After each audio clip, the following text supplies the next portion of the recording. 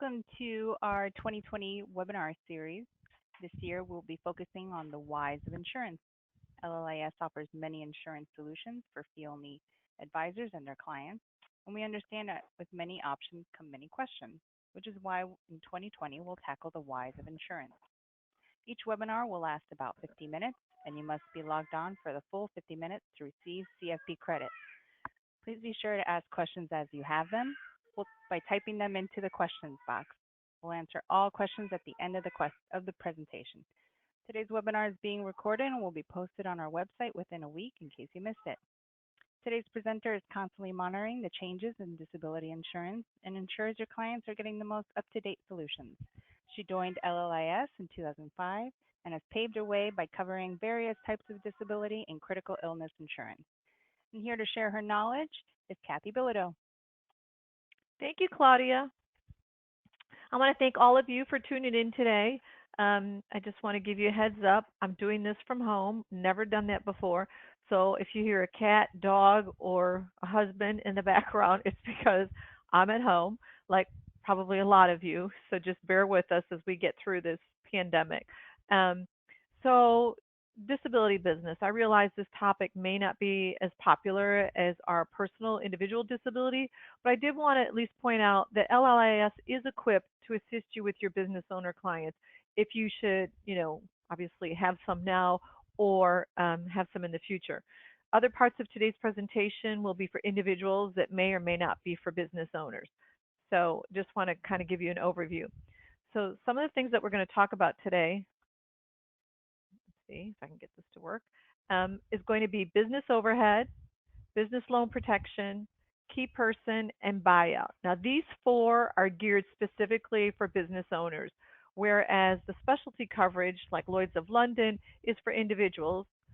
The group coverage that we're going to talk about is for the business owner who is providing benefits to their employees, and the short term disability and the critical illness is geared toward your individual clients. So I want to share with you some background information on small businesses. Well, first of all, a small business is defined as having less than 500 employees.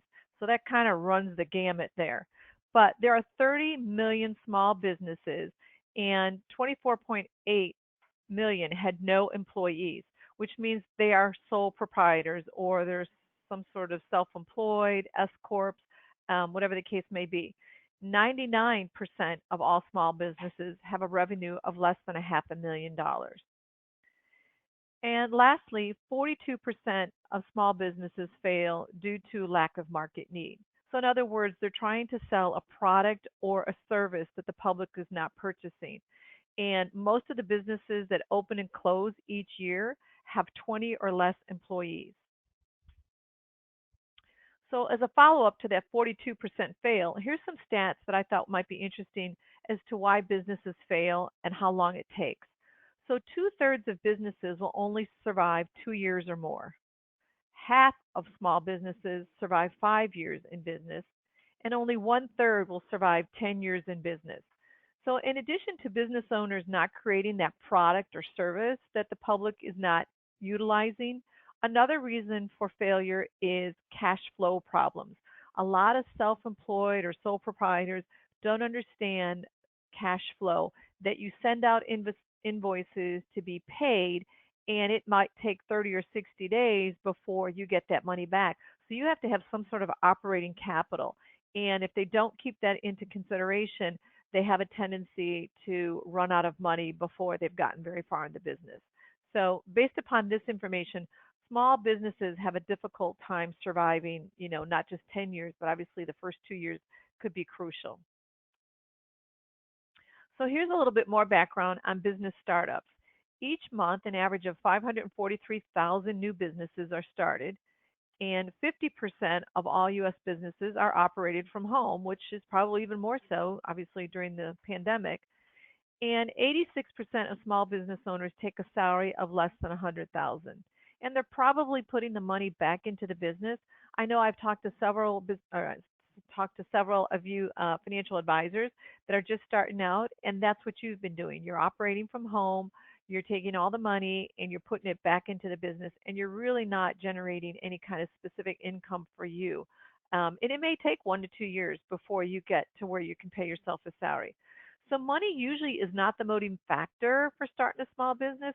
It's probably more that you just want to be your own boss, or you just want creative license to do whatever you want and not have to answer to someone. And that's probably why we have so many sole proprietors versus any other type of small business. So who are our small business owners? Well, 44% are Gen Xers, and our Gen Xers are age 39 to 54. Coming in second is me, the baby boomers, 41%, and those are the ages 55 to 73. And following that is our millennials at 12%. And then a very small percentage, 2%, are our individuals that are 74 or older. And these are people who just probably flat out refuse to retire. They love what they're doing and they continue to do it. So don't disregard women-owned businesses. And the reason I say that is because 8 million minority-owned businesses, of which 36 are owned by women.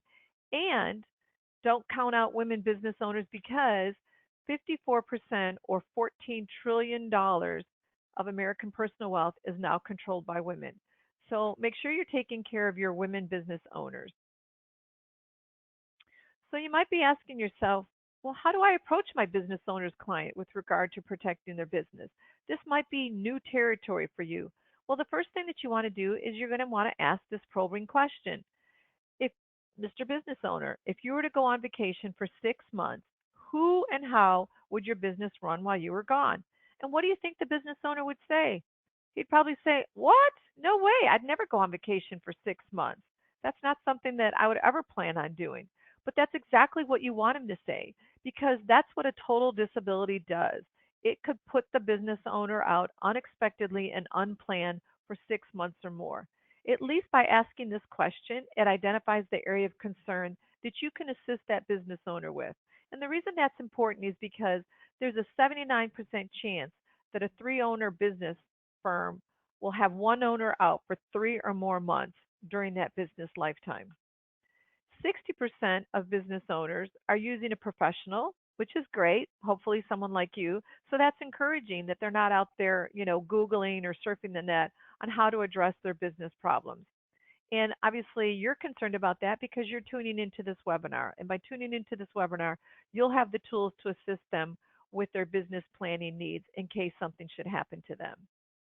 And then lastly, when asked what their top priority is, business owners said protecting the business, but yet only 46% have some sort of protection in place.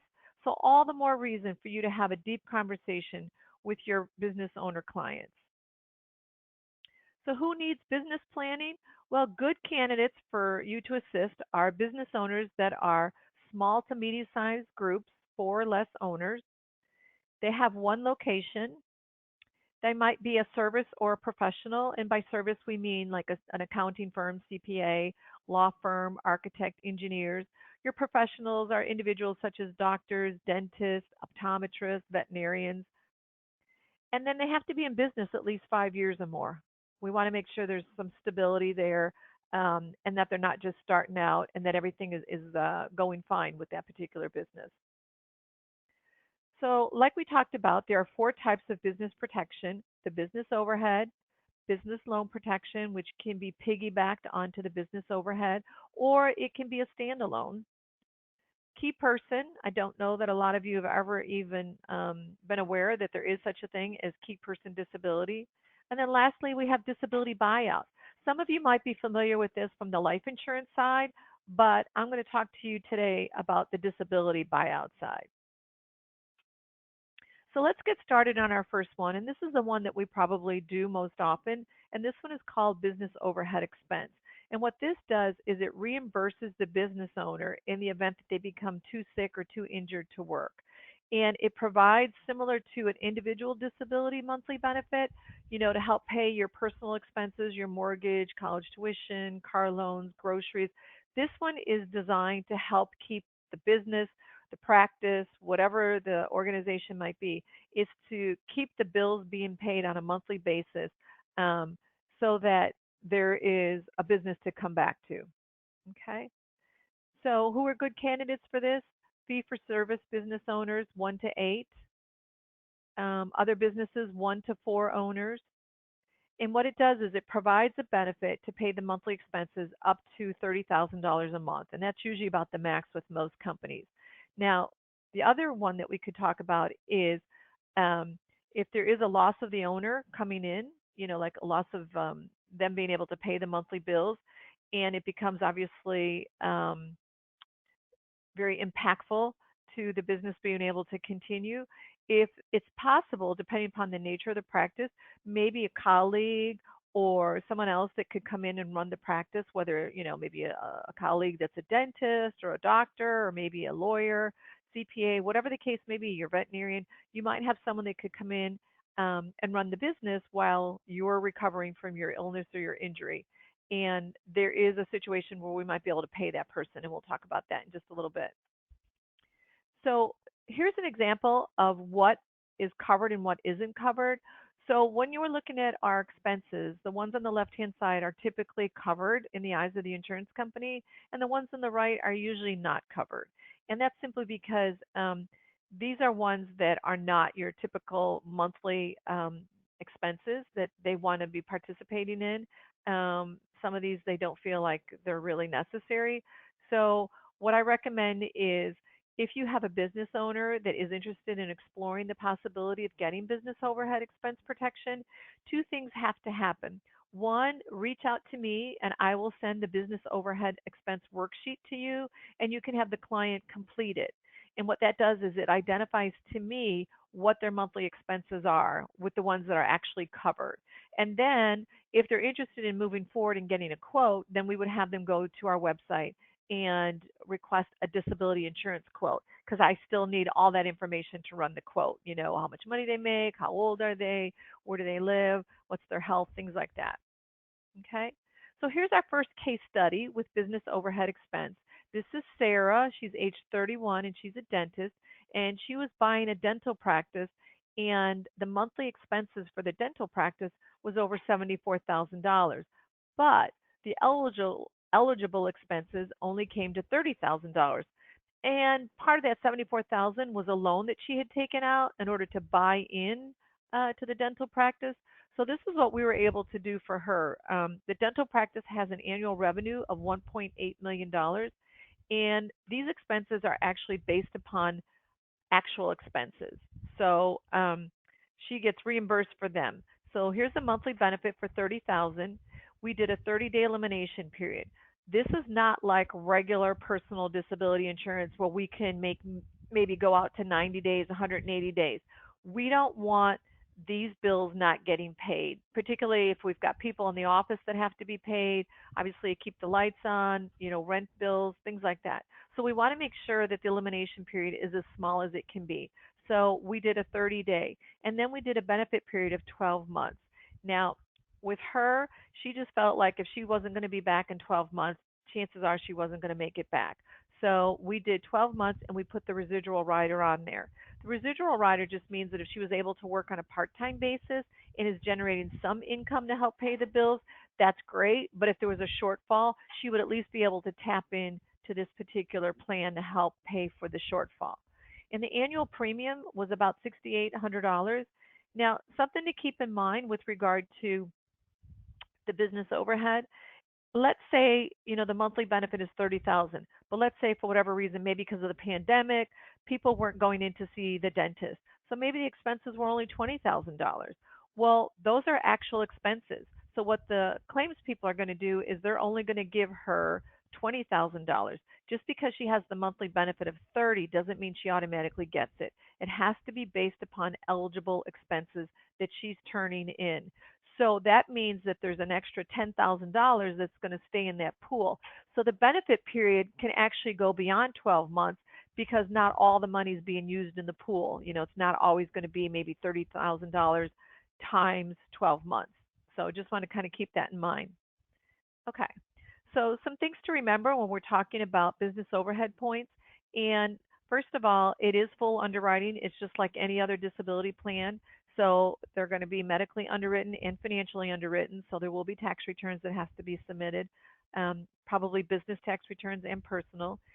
We can have it with or without the business loan option, and we will be talking about the business loan option next, so that'll make a little bit more sense. But essentially, with the business overhead, we could put the business loan rider on the plan if we want. Um, that way, the business overhead monthly benefit is going towards paying the bills, and then the business loan rider is actually going, like in her situation, can go to pay the loan off that she took out in order to buy into the practice.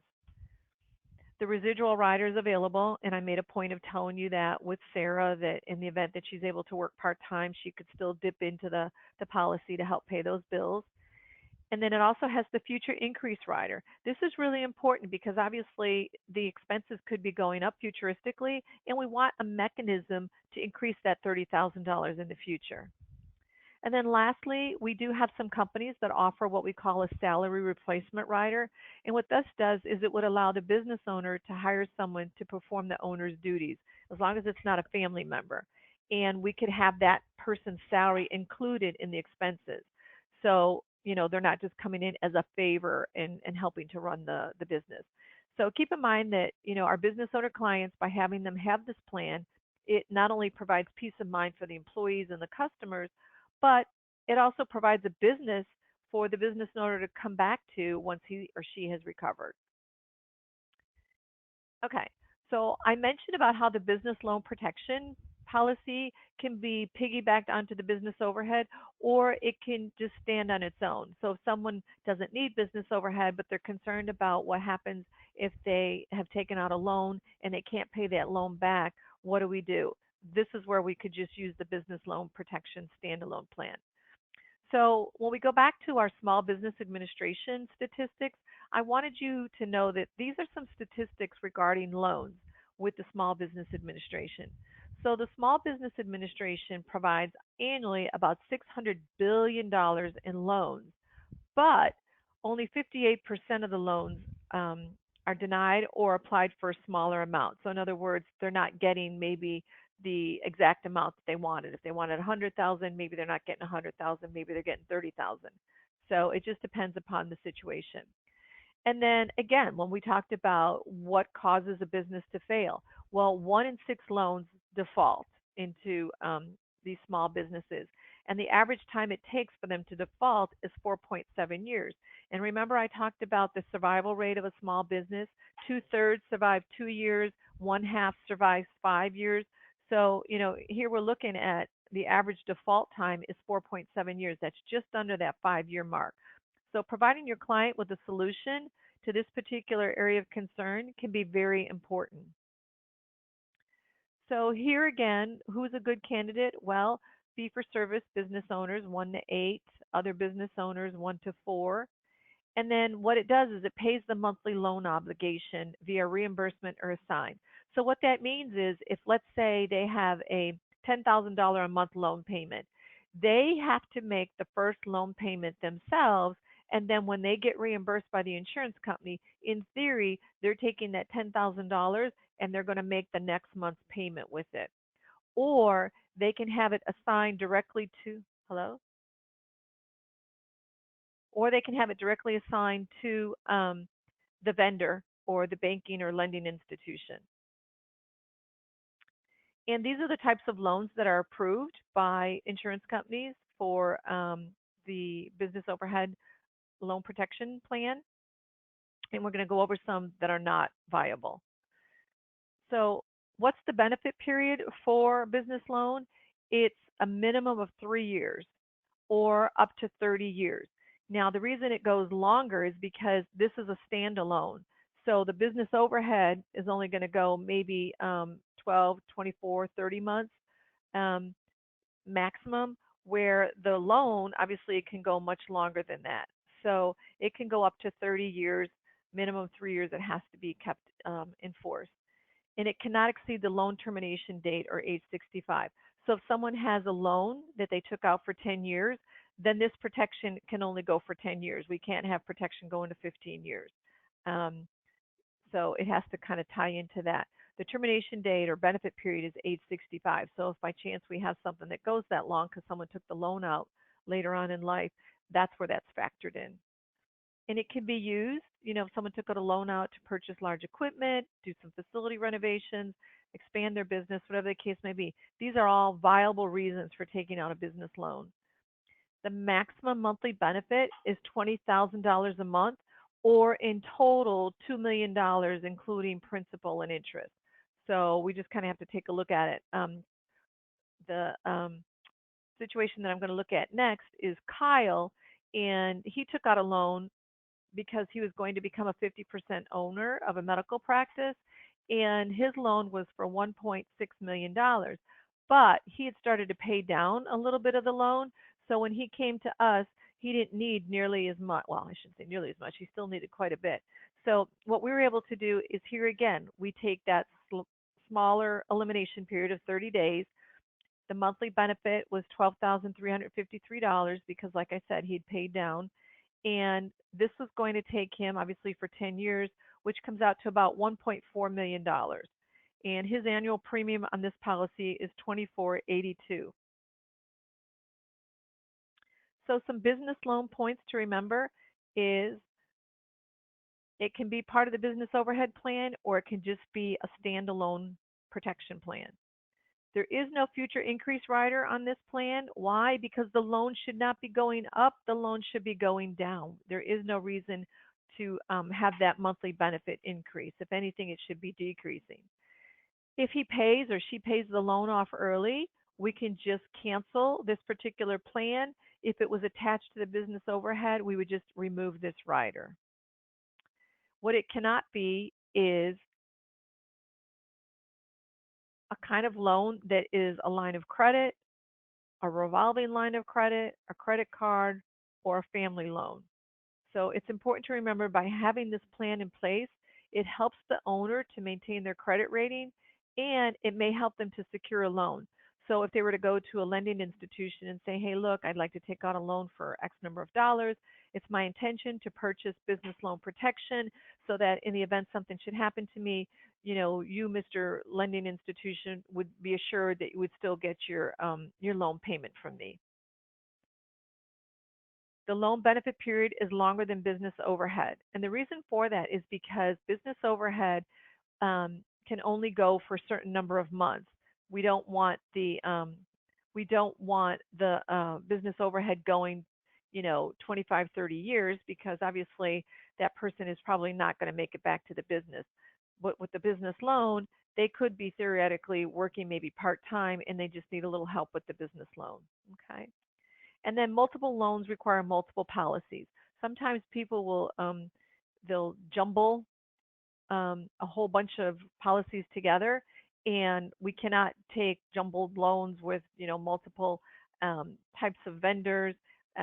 We would require a business loan protection for each one, and again, it can't be more than $2 million. Okay. So has anybody ever heard of key person disability?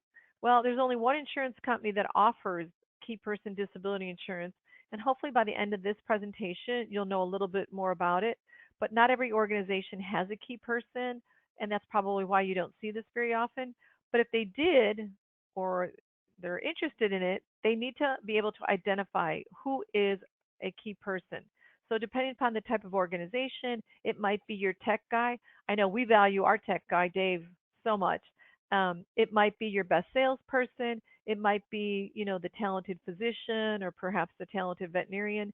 But this is someone that the insurance company has to agree that they're a key person, and the business owner believes that it's worthy of insuring them simply because if something should happen to that person, it's going to have a negative impact on the firm. So let's talk about this a little bit more.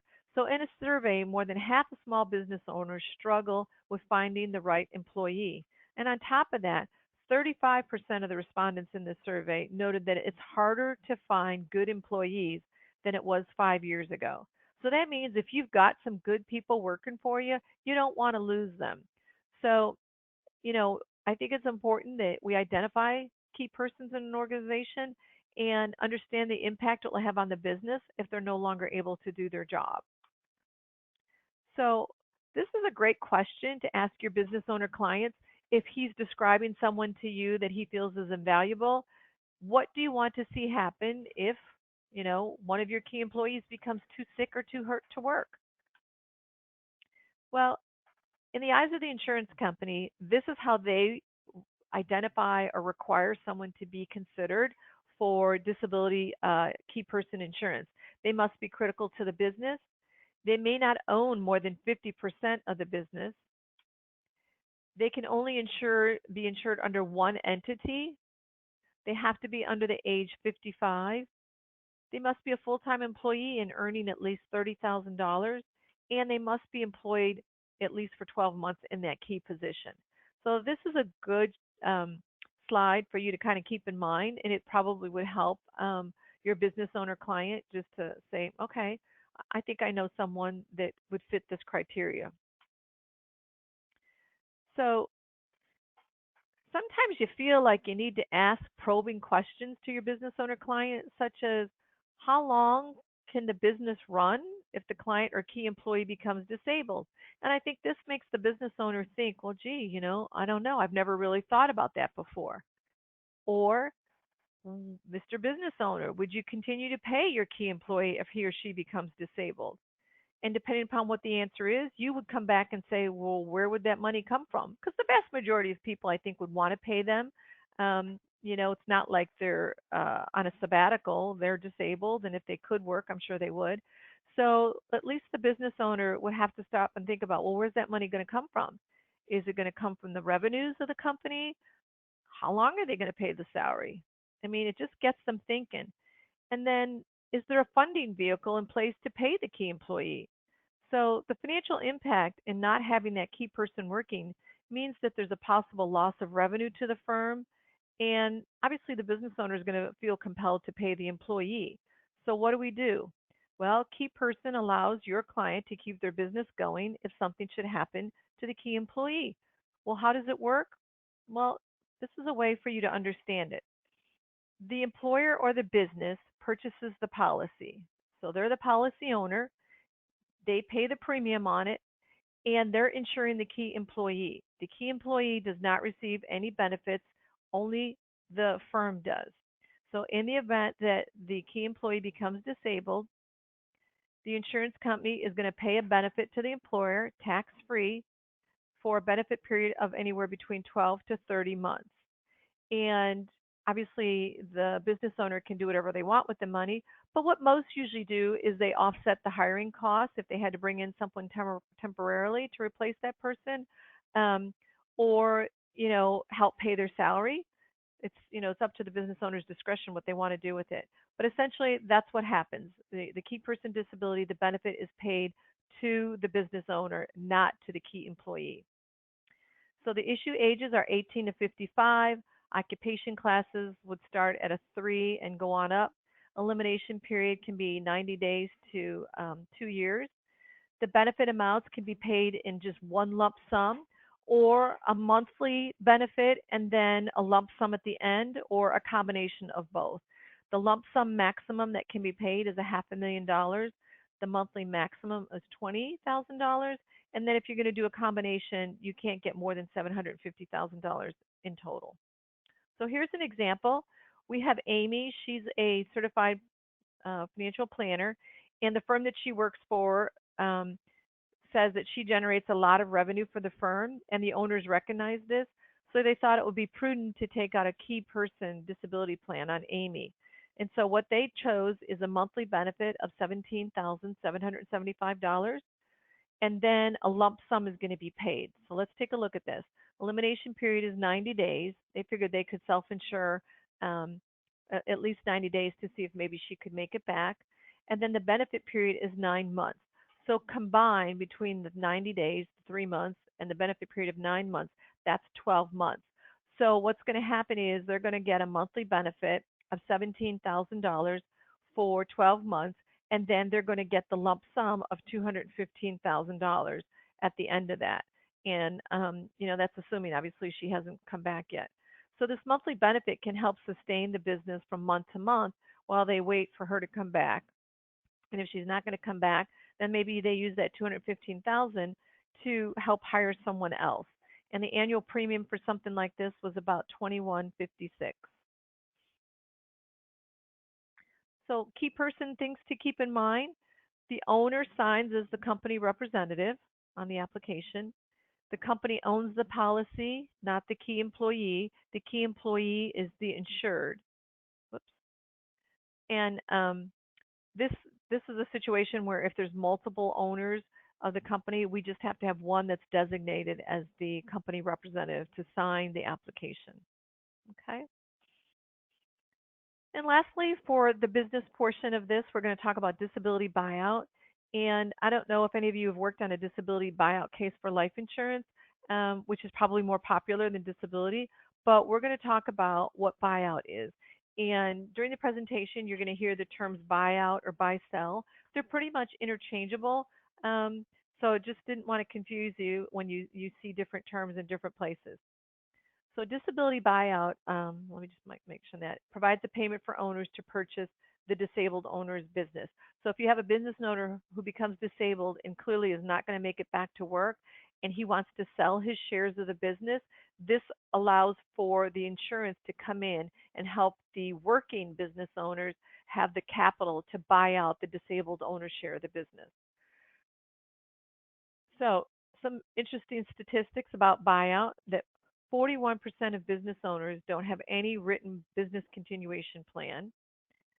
58% said that they've never even had their business valued, which doesn't surprise me when we talk about a lot of these small businesses. And the top three funding vehicles in the event someone becomes disabled and they're trying to do a buyout is cash flow at 59%, life insurance, which like I said we see more often, at 44%, and then lastly the disability buyout at 17%. And believe it or not, disability is more likely to happen than a premature death.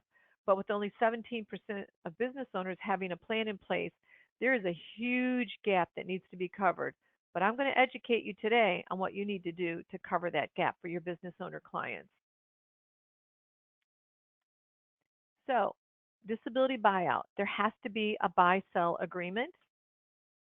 And the buy sell agreement is a contract by and among the shareholders of the business that establish the mechanism for the purchase of equity interest following the death or disability of one of the owners. So this can be, one agreement for obviously if the business owner dies or becomes disabled. This is where all the language is what do we do when this happens?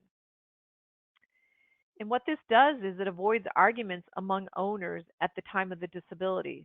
It also protects employees, it protects customers, suppliers, creditors, and have a disability plan in place. Not only does it provide peace of mind that the business will continue for that business, the remaining business owners, but it also gives the disabled owner's family peace of mind that there is not only a buy sell agreement in place, but there's a funding vehicle where they can get the disability plan to buy out their shares. So someone isn't sitting waiting and waiting and waiting and waiting to get bought out. And we're going to talk about that in just a minute. So these are the types of buy sell agreements. Cross purchase, pretty common. The cross purchase just means that each owner purchases a policy on the other business owner. The entity purchase, which is the most popular, I would say, this is where it's not the business owner, it's the actual business that's purchasing the disability policies on the business owners and they're paying the premium. This way, if someone becomes disabled, the business buys the disabled owner's share of the business. And this is used predominantly when we have multiple business owners. And then the last one, which is probably very popular, is the wait and see, where we do nothing and we just kind of address the situation when it comes up. So hopefully, we don't anticipate this happening too terribly often after you've completed this webinar presentation. So, what are triggers for a disability buyout? Death, just like we mentioned, death or disability. Another one is retirement of a business owner, perhaps divorce. A couple other key ones are personal bankruptcy, termination of employment. One of the business owners just doesn't want to be affiliated with the business anymore and is going to leave. Or maybe he did something and the other business owners terminated him. Or a loss of professional license. If it's a law firm, CPA firm, doctor, dentist, if they've done something to lose their license, then that's a trigger for the other owners to buy out his share of the business. So buyout requires a business valuation, and for those of you who don't know it, a business valuation can take several months to prepare. I've just recently gone through one, and it took probably 4 or 5 months in order to get through it. We do have an insurance company that we do business with that will perform a free business valuation if the insurance company decides that they're going to offer them insurance if it's a viable risk for them. If there's a disability buyout plan in place, it allows the business to continue without having the remaining owners have to use business revenue. So let's say one of the business owners is disabled. That means if we don't have a buyout protection in place, a funding vehicle, the other owners have to use the business revenue to buy out that disabled owner's share of the business. And that could take several months to accumulate, or they might have to go to a lending institution and try to obtain a loan. But if the lending institution is aware that one of the key business owners is disabled, they may not look upon that too favorably and approve a loan, or they sell shares at a loss due to word getting out that one of the key individuals is having a problem, um, and maybe the business isn't doing that well. So you just don't know when the time comes what the situation is going to be. So as long as you have this in place, I think it just gives everybody peace of mind. So who's a good target? Business owners, 1 to 4. Small businesses, not large, $5 million or less in revenue. A buy-sell agreement is not necessary at the time of the application, but it sure as heck better be there at the time of claim, because otherwise we don't know how to pay out. And some carriers offer free business valuation, which I just mentioned in our previous slide. So minimum ownership is at least 10% of the business. The maximum benefit is $3 million, and the elimination period is much longer. The elimination period is longer because we don't want to set the wheels in motion right away with this.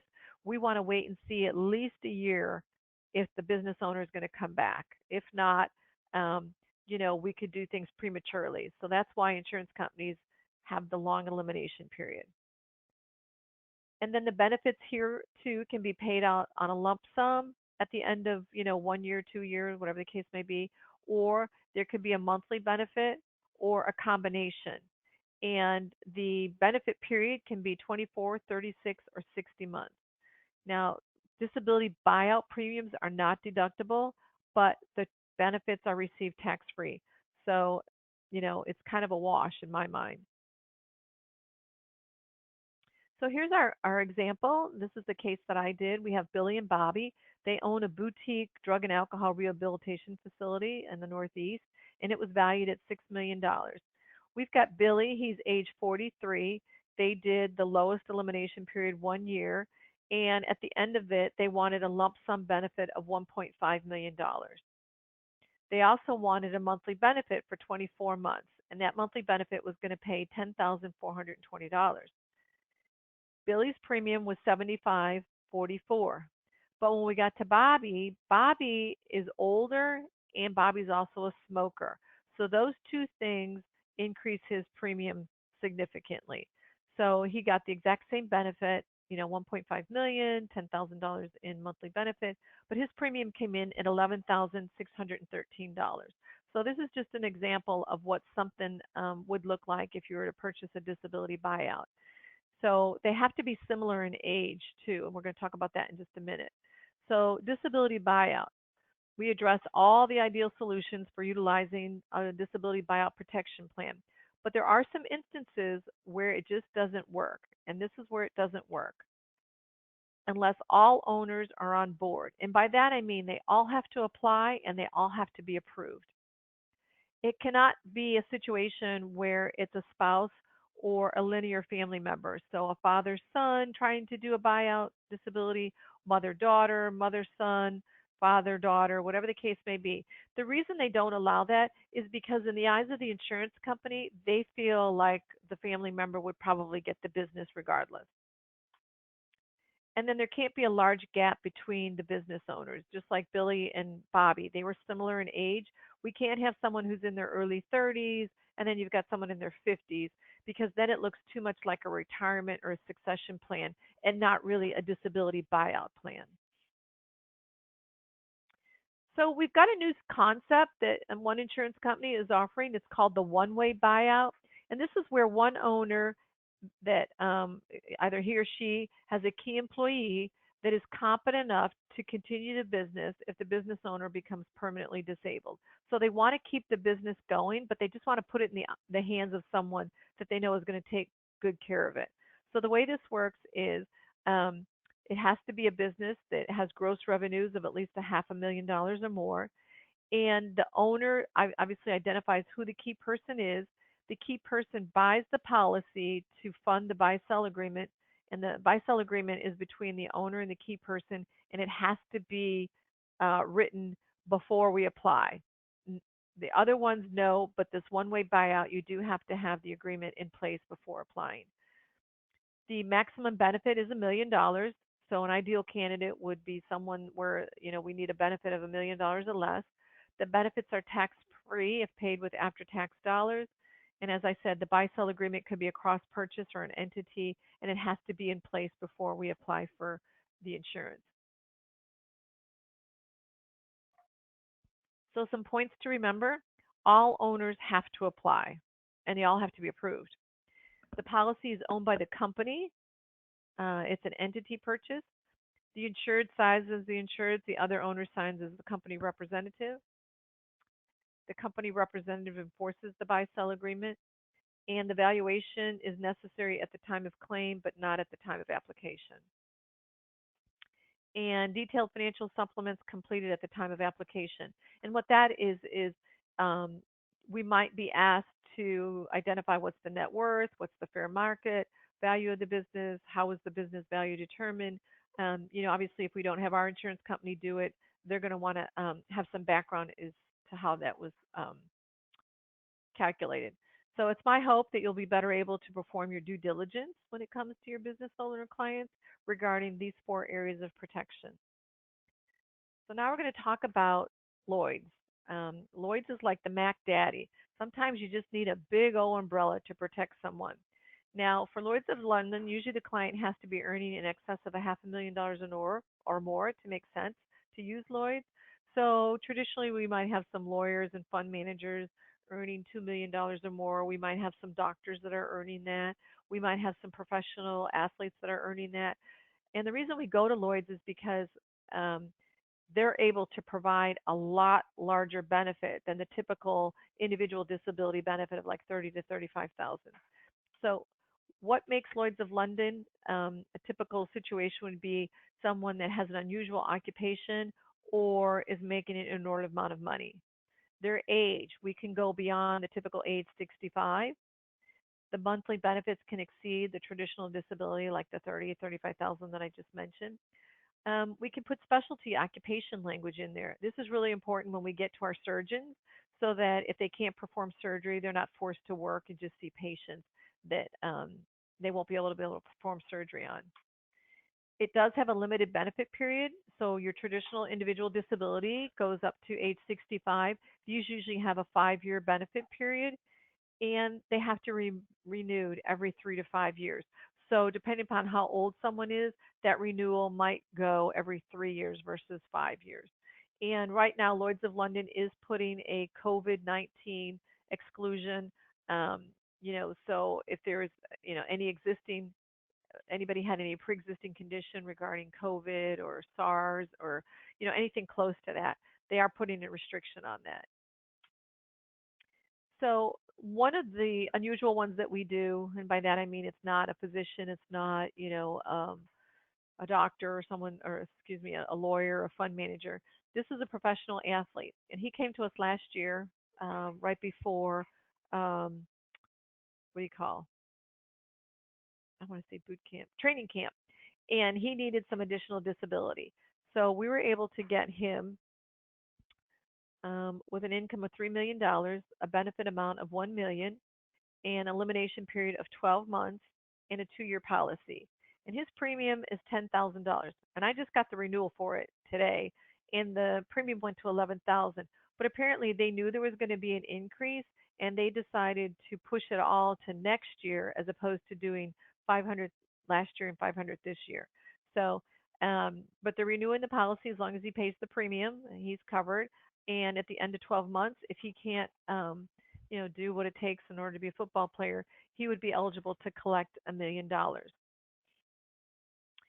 I don't know how many of you follow football, but this is a case. It wasn't our case, but this was a Lloyd's case. And it's a real life example of a football player, Jeremiah Finley, who became disabled after a game between his team, the Green Bay Packers, and the Cleveland Browns on October 20th, 2013, and he was 28 years old.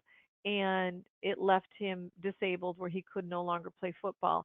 And this is a conversation that he had with a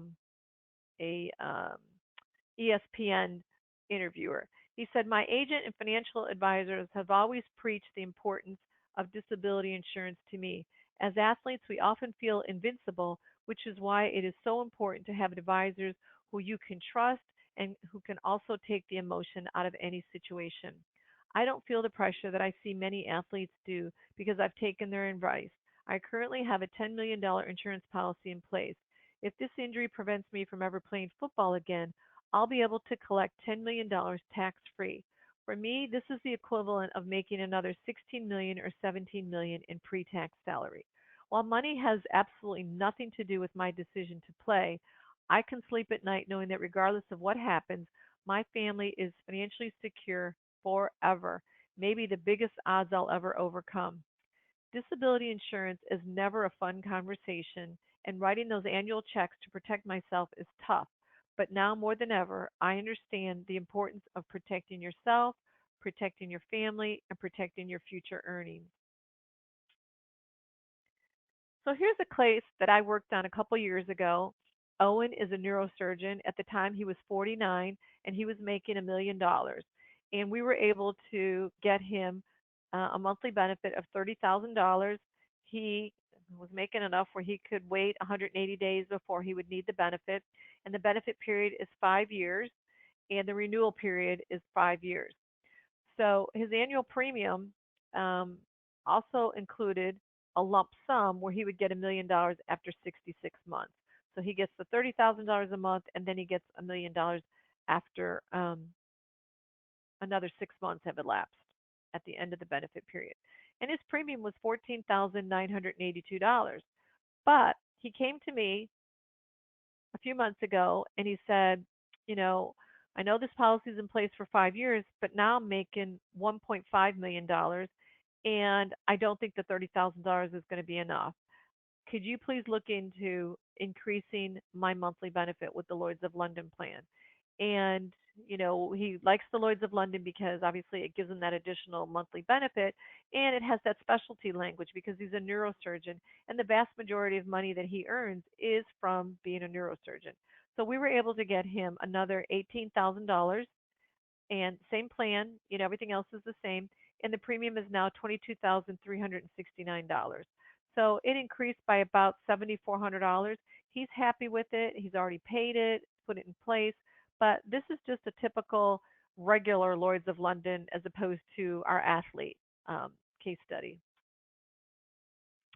So now we're going to talk about group coverage. And as I mentioned earlier, group coverage is something that we'll take a look at if we think it's the best solution.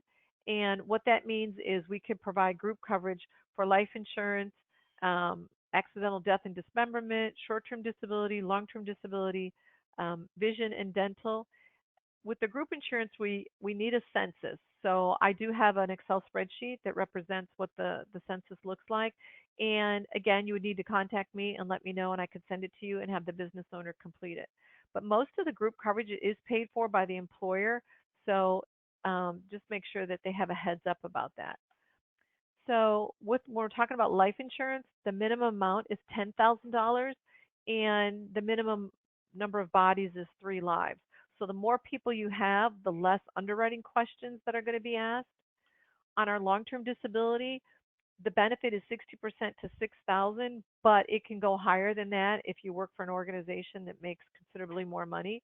Benefit period is age 65, and the elimination period is 90 or 180 days. Short-term disability is 60% to 1500. Benefit period 12 weeks. Elimination period is 8 days. Okay. So here we have a long-term disability, and this was an advisor firm with 5 employees.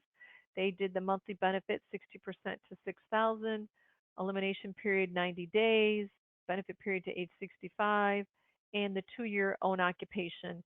And we were able to replace their existing coverage, and they were paying over $3,000 a year.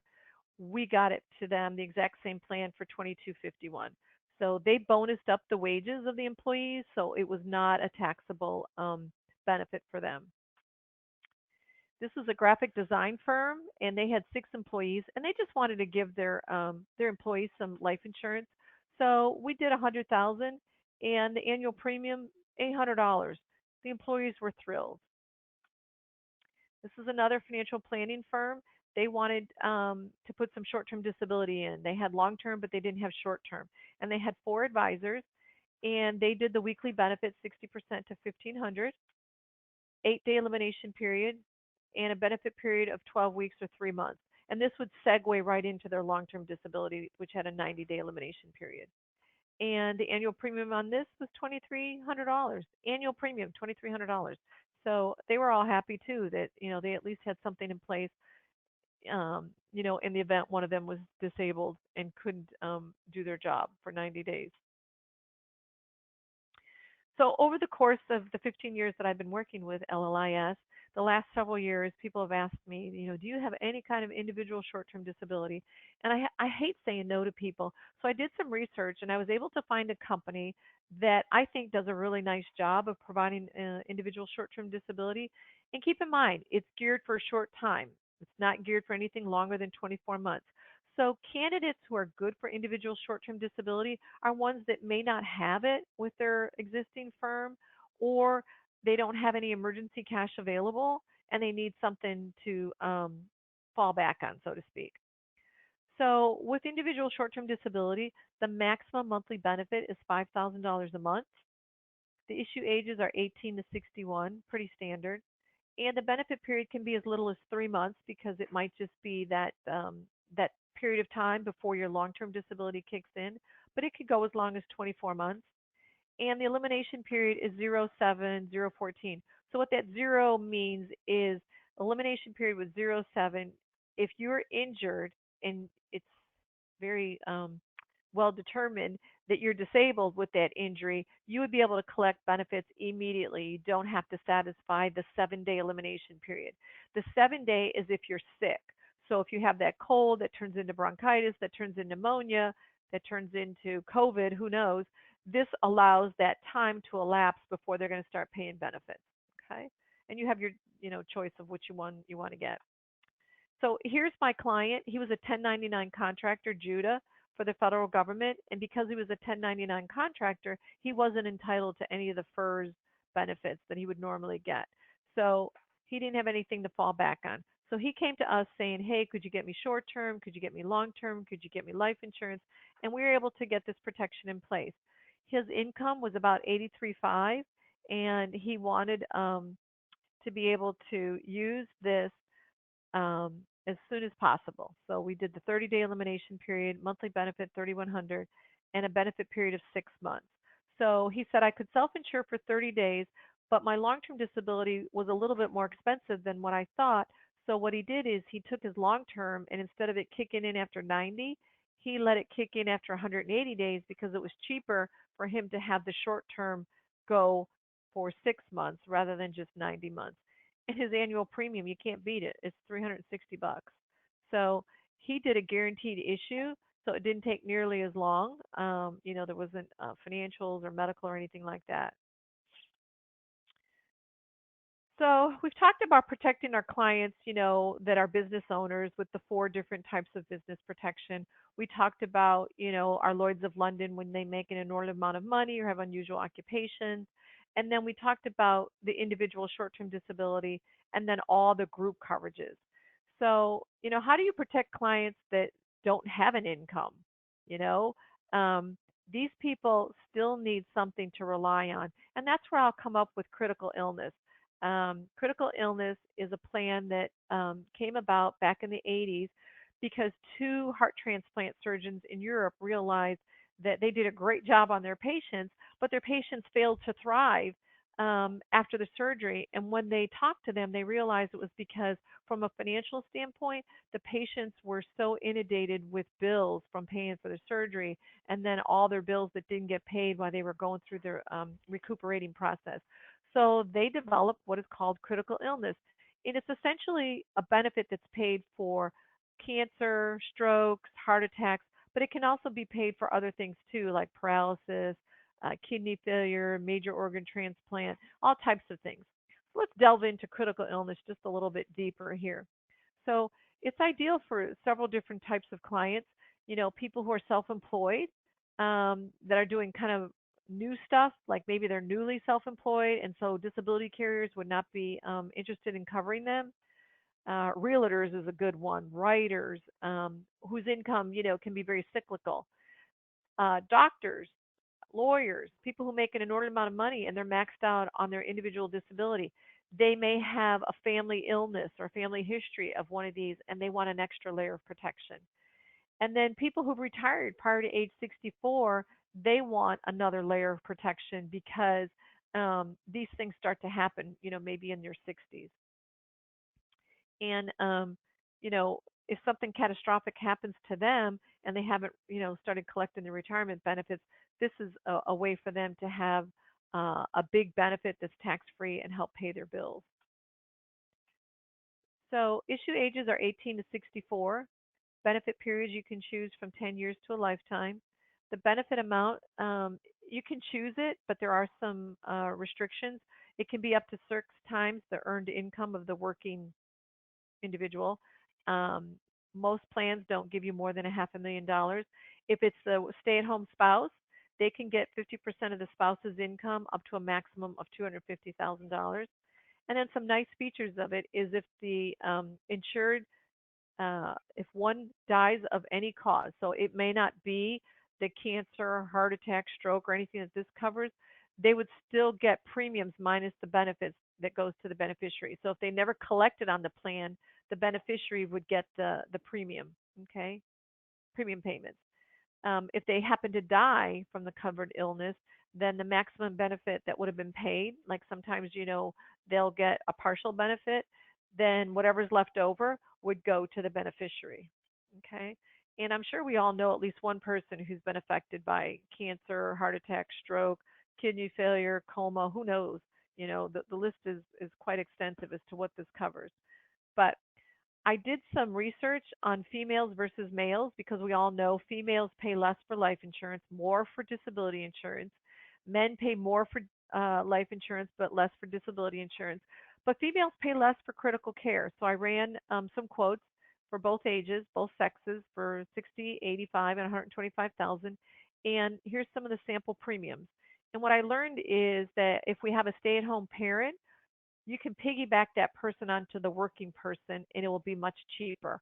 So if you have a female who's working and the husband's the stay-at-home parent, we can piggyback her him onto her, and it's much less money than if we try to get him his own standalone disability plan. And the money can be used for whatever you want. If you want to bring a nanny in, if you need to bring in a housekeeper, you get the money, and we're going to show it here as a lump sum. So if you had a heart attack at age 38 and you took out a $200,000 plan, you get $200,000.